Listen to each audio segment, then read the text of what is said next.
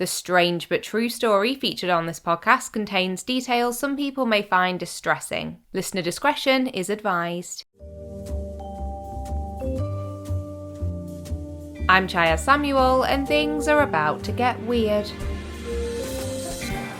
Good morning, good afternoon, good evening, whichever applies. I'm so glad you're joining me for another episode of Things Are About to Get Weird. If you can't get enough of strange but true stories, you've landed in the right place, as this podcast is packed full of some of the most bizarre tales you're ever likely to hear, and today's episode subject is no exception. Oddly enough, almost the exact same thing happened to me this week as it did when I was researching last episode's story. I was working on my deep dive into today's original subject when I had a Facebook message from one of our awesome listeners, Jemima, who reminded me of a topic that had actually been on my list for months. And once again, it was just too compelling and piqued my interest too much to be put back on the list. So I decided to go with it. And that topic is the intriguingly named Lazarus Syndrome. Before I launch into exploring what on earth this incredibly weird medical phenomenon is, I just wanted to give a quick warning that there will be lots of mentions of death and unsettling health-related experiences in this episode, as well as pregnancy loss and sexual assault during one part. So please do bear that in mind before we get started. But if you're ready to find out more about Lazarus Syndrome, join me as we head back to 2008 in the US state of West Virginia. On the 24th of May of 2008, a then 59-year-old woman named Velma Thomas was rushed to hospital by ambulance from her home in the city of Nitro. Velma had experienced signs of a heart attack, and the emergency services were called to assist her as a matter of urgency. Realising her symptoms were very serious, the paramedics blue-lighted her to the nearest hospital, and when she arrived, her condition only worsened. Doctors recall that Velma's heart stopped beating a total of 3 times, and they worked tirelessly to bring her back from the brink of death. The medical team even tried to induce hypothermia, thinking that if they lowered her body temperature in this way, it could help to stimulate her brain. But nothing was working. Velma was hooked up to equipment monitoring her brain activity, and the outlook appeared incredibly bleak. The doctors struggled to find any sign that she still had her neurological functions, and for over 17 hours, no brain waves were recorded by the machines attached to her. Hopes of a recovery were fading rapidly, and doctors advised Velma's family that they should say their goodbyes. And as they observed their beloved family member, they realised that her time was at an end. Velma's son, Tim, described the terrible scene in his mother's hospital room, telling ABC News, "There was no life there. Her skin had already started hardening, her hands and toes were curling up. The most unthinkable decision had to be made, and although it shattered them to do so, the family agreed that her life support should be withdrawn." After spending their final moments together, Velma's respirator was turned off, and Tim remembers that his mother's heartbeat was then completely gone. Devastated and I'm sure in total shock, the family left the hospital soon afterwards to begin making funeral arrangements. But when he was just a couple of miles away, Tim's mobile phone rang, and he realised the incoming call was from the hospital. I can only imagine that 1,000 things ran through his mind before answering the call, especially being in that early stage of immense grief. But when he did pick up the phone, he was met with the most extraordinary news. His mother was alive. And not only was she alive, but she was awake, talking and asking after her son. When the nurses had been removing the respirator tubes from Velma, around 10 minutes after the machine had been turned off and her heart had stopped, she began to move her arm. The nurses initially thought that this was in line with the reflex movements that can sometimes happen shortly after someone has passed away. But after both her arms and feet moved, Velma moved her eyes, coughed, and began to speak. It's almost impossible to imagine the shock that must have gripped the medical staff at the hospital, who had just witnessed their patient who had been considered clinically dead for the past 17 hours, waking up 10 minutes after being taken off life support. As it turns out, one of the main reasons she was kept on the respirator for so long after doctors saw no brain activity was due to her being an organ donor. And had this not been the case and had the life support been taken away sooner, who knows whether the outcome would have been the same. Just a few days after this bizarre experience, Velma appeared on the US breakfast show Good Morning America, where she spoke in a home video saying, "I'm feeling wonderful compared to the way I was feeling a few days ago," which has got to be the understatement of the century. And if you're thinking that a case like this must be unique and completely unheard of, people don't just come back from the dead as though next to nothing has happened, do they? You'd be forgiven for assuming that, but you'd also be wrong. Because since the early 1980s, almost 40 different cases of people seemingly coming back to life after being declared dead have been noted in medical literature. Not to mention the numerous recorded cases in history where this exact phenomenon, known as Lazarus Syndrome, appears to have taken place. Before we get into what on earth the explanations for this amazing yet baffling condition could be, let's look into a couple more of these reported incidents. Whilst Velma Thomas made an incredible recovery after her ordeal, sadly the same cannot be said in one of the most recent cases of this incredibly rare event.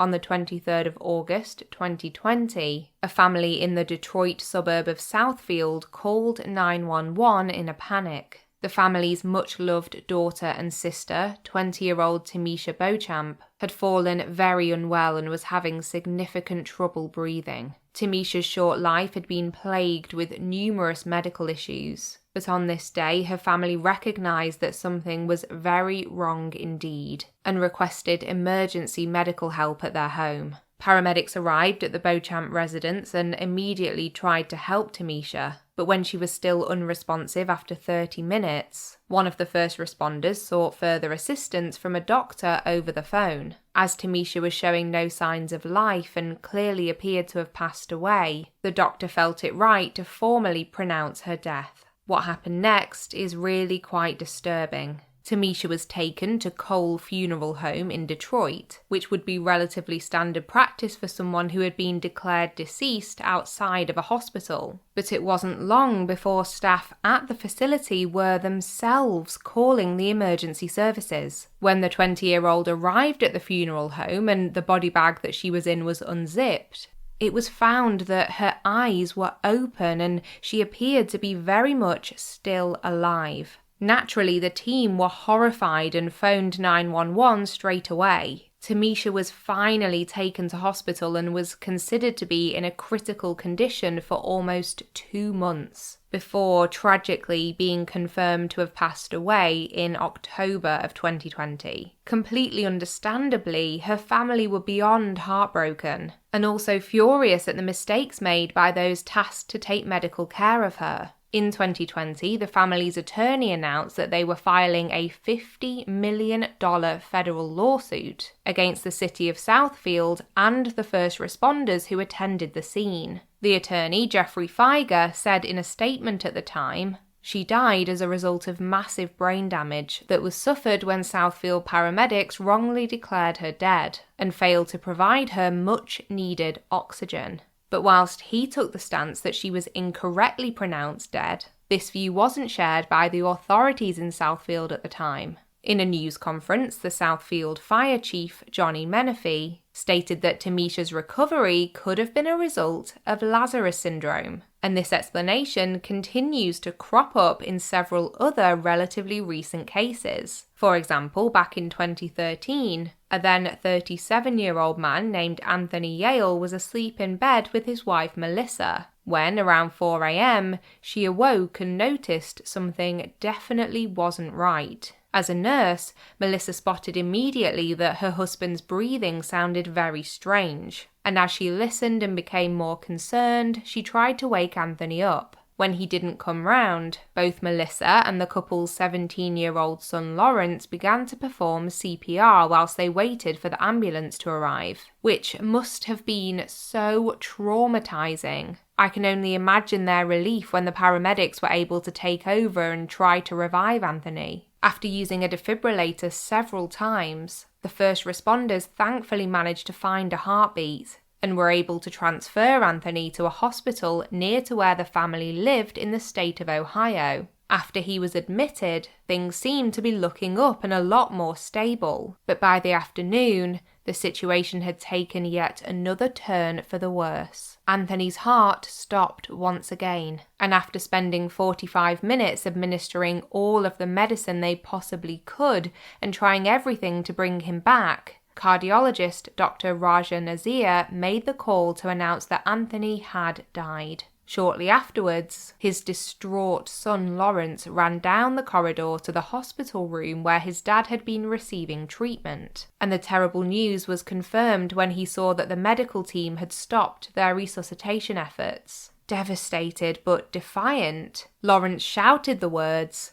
"Dad, you're not going to die today." And just moments later, he would be proven correct. Suddenly, one of the monitors still attached to Anthony started to register something that wasn't quite a heartbeat, but was a small sign of electrical activity. These flickers remained constant enough over the next few minutes that Dr. Nazir decided that they should once again begin to try and bring Anthony back. The progress was slow but significant. And unbelievably, after a lot of hard work, their mission was a success. Anthony's heart not only started beating once more, but he made a full recovery. In fact, just a few weeks afterwards, he was back at work and didn't report as much as a sore muscle as a result of his ordeal. Dr. Nazir is quoted as saying, "I'm calling it a miracle because I've never seen anything like it." And when you hear stories like these, that conclusion is pretty difficult to argue with. So, if you find all of this as mind-boggling as I do, I'm sure the biggest questions on your mind are,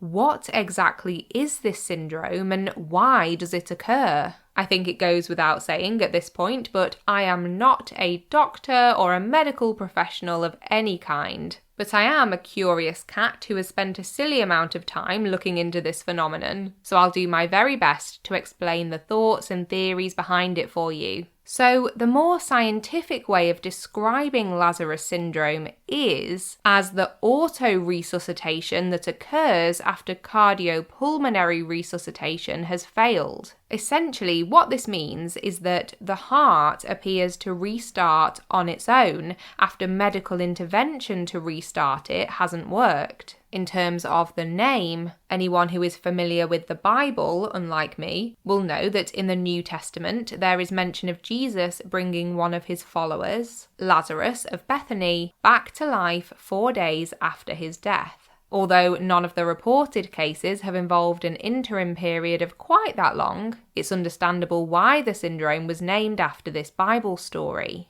Now, as I mentioned, the phenomenon is considered to be very, very rare. However, I did read something quite interesting on this point in an article from the Smithsonian magazine. The piece notes that several studies have suggested that it might be somewhat more common than people realise, due to certain cases going unreported. And why may they not be properly documented, you ask? Well, especially in countries where it's commonplace for citizens to sue those who they perceive have wronged them. Many medical institutions would be reluctant to reveal that an incident of Lazarus Syndrome has occurred for fear of legal repercussions. The way I interpret that is, say in a healthcare setting, a patient is pronounced dead, but then a heartbeat is detected moments later. If the medical team report that this happened, could it leave them open to accusations of incompetence from people who don't understand the nature of the condition? It's definitely possible. According to a review that was written in 2007, published in the Journal of the Royal Society of Medicine, whilst sadly the majority of patients who experienced Lazarus Syndrome did end up passing away in the hours or days after spontaneously coming back to life, Around 35% went on to make excellent recoveries. From all the accounts I've read, it does seem to be that these two separate extremes are the most common outcomes. I didn't read about many cases where the person had, for example, ended up with severe brain damage and in need of round-the-clock care, which I think is an extra fascinating detail of this story. Being clinically dead and resuscitated by a doctor or nurse would be something extraordinary to go through and live to tell the tale. But being literally pronounced deceased and then making a recovery seemingly on your own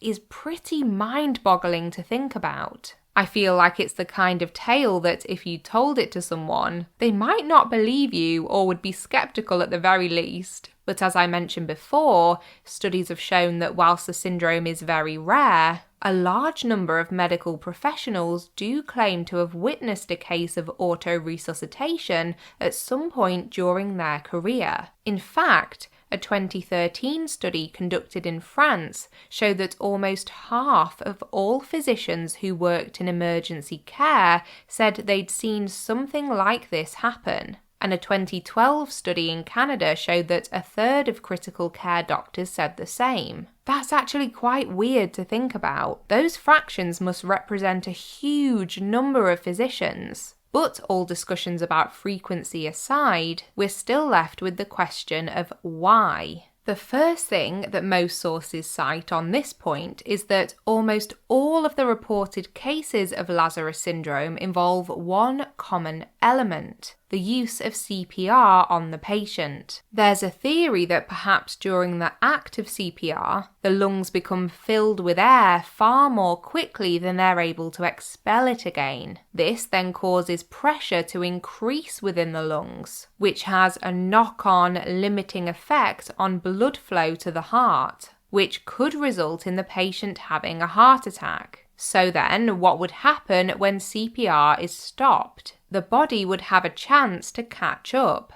The pressure would reduce and the affected vital functions would have the opportunity to return back to normal. As the blood would begin to circulate properly round the body once more, this spontaneous resuscitation could then appear to take place. Just to reiterate, I am not medically trained in any way whatsoever. I'm just paraphrasing a theory I've read about, so do keep that in mind. But even to my untrained understanding, this idea makes sense. I can see how this could play out. Another theory relates to the thought that if this pressure and hyperinflation going on in the body following bouts of CPR is severe enough, it could be blocking medicine given to the patient during resuscitation attempts from reaching the heart. Once the body settles after CPR is withdrawn, the medicine may be more able to reach its target and help the heart pump adequately. In general, though, Lazarus syndrome is considered to be a mystery and definitely falls under the umbrella of medical phenomenon. I'm sure that because based on the recorded cases it looks to be so rare, there hasn't been all that much research done into it as we're speaking now in 2023.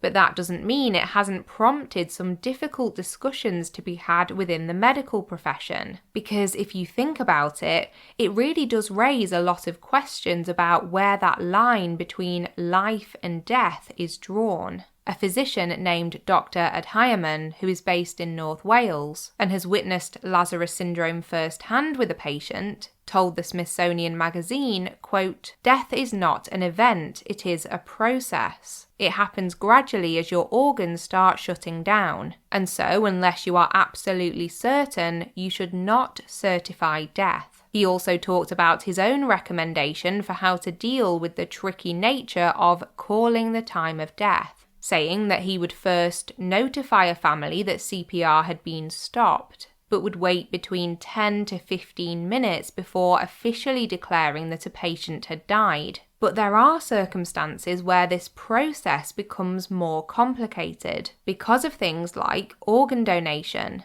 In the most simple terms, if a person is registered as a donor, their organs can only be removed once they have been pronounced dead. They can't be harvested from a patient who is still clinging to their last moments of life. But because of issues relating to blood supply, the organs have to be taken as soon as possible after a person passes away to help make sure they're in as good a condition as possible for the person who will receive the transplant. So there's this really fine balance for doctors to get the call right and make sure that the risk of the patient experiencing something like Lazarus syndrome has passed before they pronounce a person deceased. I tell you, if this is not an example of why medical professionals deserve to be paid properly and fairly, I do not know what is. The stakes are so high and their responsibilities are so intense. They honestly deserve the world. There are lots of articles you can read about the intricacies of the ethical side of things relating to Lazarus syndrome, and I definitely recommend doing a deeper dive if you're interested. But I actually wanted to finish off this story with a look back at possibly one of the earliest recorded examples of the phenomenon occurring,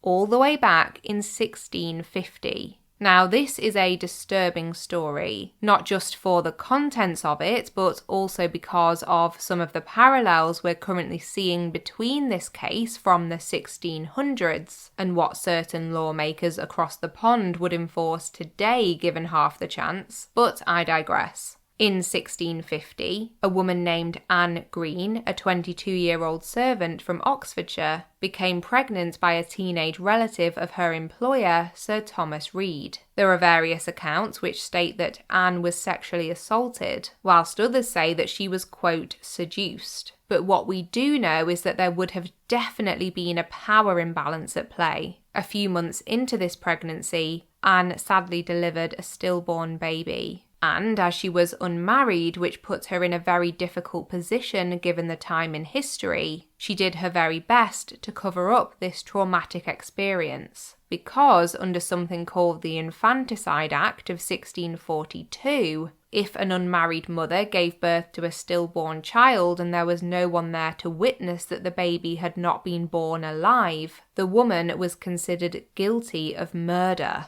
I know, it's ludicrous. It's unthinkable, to be honest, but if I dwell on it, I'm going to become irate, so. Unfortunately, this miscarriage happened whilst Anne was at work, and although she did her very best to lay her baby to rest undetected, it wasn't long before the child's body was discovered where she had buried them. Because Anne had no witness to provide to confirm that the baby had been stillborn, she was put on trial and found guilty of murder. Her sentence was death by hanging, and it was carried out on December the 14th of that year. Not only was Anne hanged, but she had instructed her friends to pull down on her body while she was hanging to make sure she died quickly. After being pronounced dead and cut down from the gallows, her body was placed in a coffin and sent to Oxford to be studied. However, the next day, when the coffin was opened and research on the body was about to begin,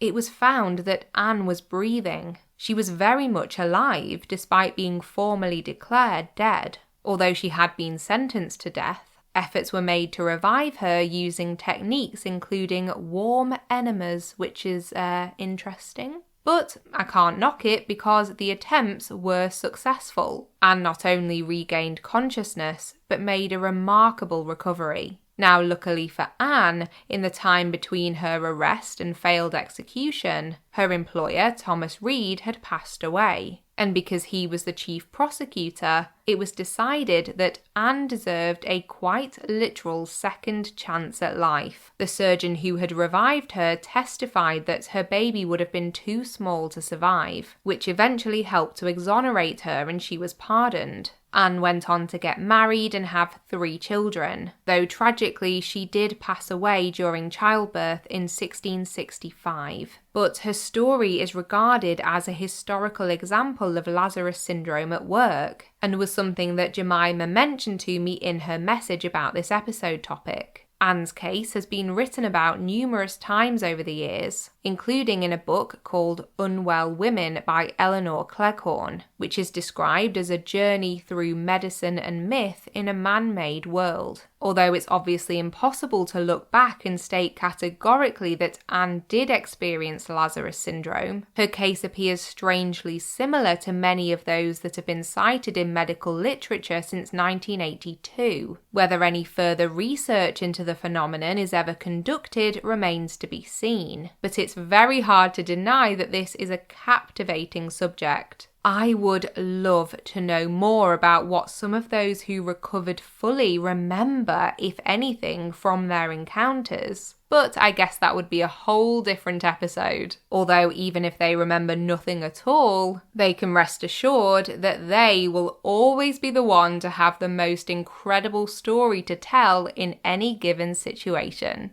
I really hope you found today's topic as enthralling as I did. There's just something about unexplained medical phenomena that really hooks me in, and I'm super grateful to Jemima for reminding me to finally look into this one.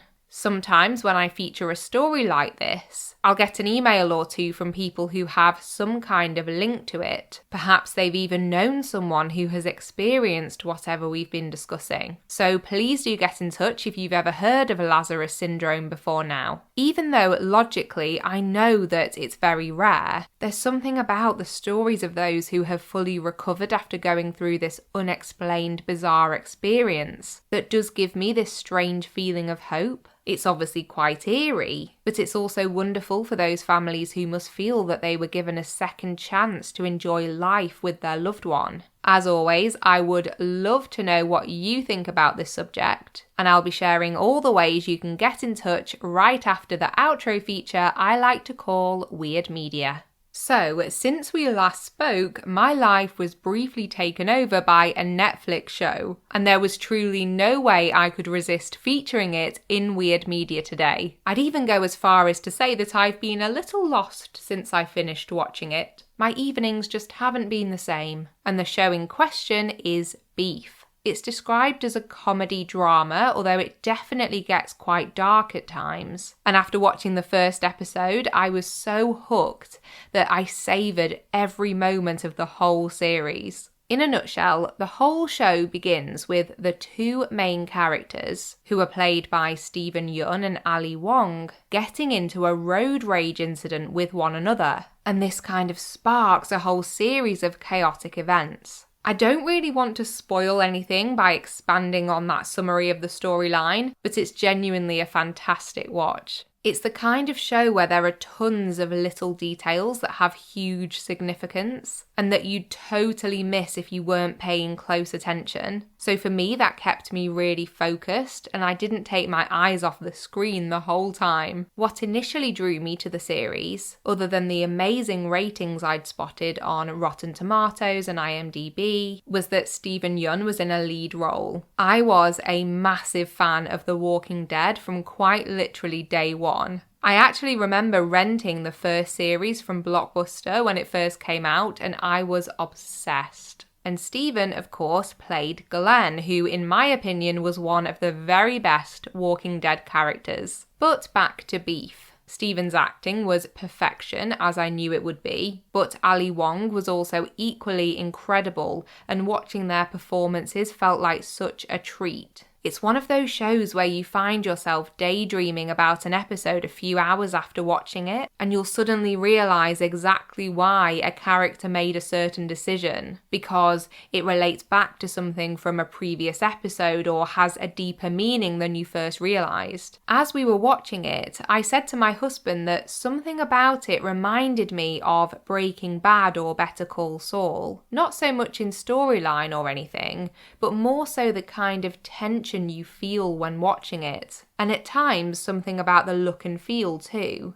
As far as I know, it's not necessarily going to have a second series. I think it was created as a standalone one-season complete story, kind of like The Amazing Mayor of Easttown if you've watched that. But I would devour a second series in a heartbeat. I thoroughly enjoyed it. If you've also watched Beef, I would love to know your thoughts on it. A couple of people I've spoken to didn't click with it quite as much, but I thought it was magnificent.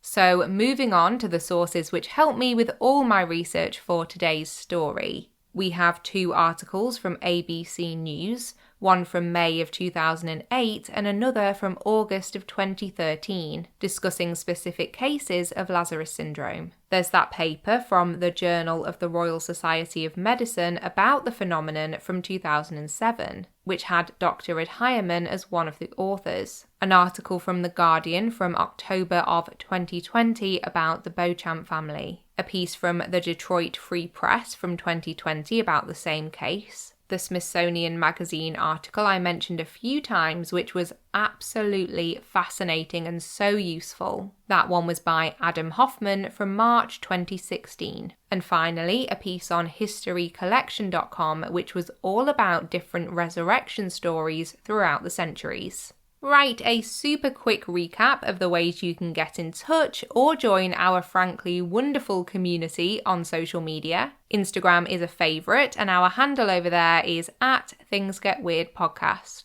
I also love Facebook as it's so easy to chat with you all on there. We have both the private discussion group and the main podcast page too. If you search Things Are About to Get Weird over there, you'll find both of those. We're not massively active on Twitter, but if that's your thing, we're @AboutToGetWeird. And our email address is thingsgetweirdpodcast@gmail.com. A little reminder that we also have a Patreon page, which I will leave linked in the show notes for anyone who would like to show their support for the podcast. I really do appreciate every penny. A sincere thank you to every single person who signs up for the Patreon. And an equally sincere thank you to all of you for even being here listening today. It means so much. If you've enjoyed the podcast and wouldn't mind leaving a quick star rating or review on your podcast player of choice, I would be forever grateful too. I was so thrilled to be back in the Apple Podcast True Crime charts last week, and it's all down to you and your continued support, you wonderful humans. I can see from my stats that there are more and more of you joining our community all the time, and it makes me so happy. So thank you again for continuing to listen to and hopefully enjoy the podcast.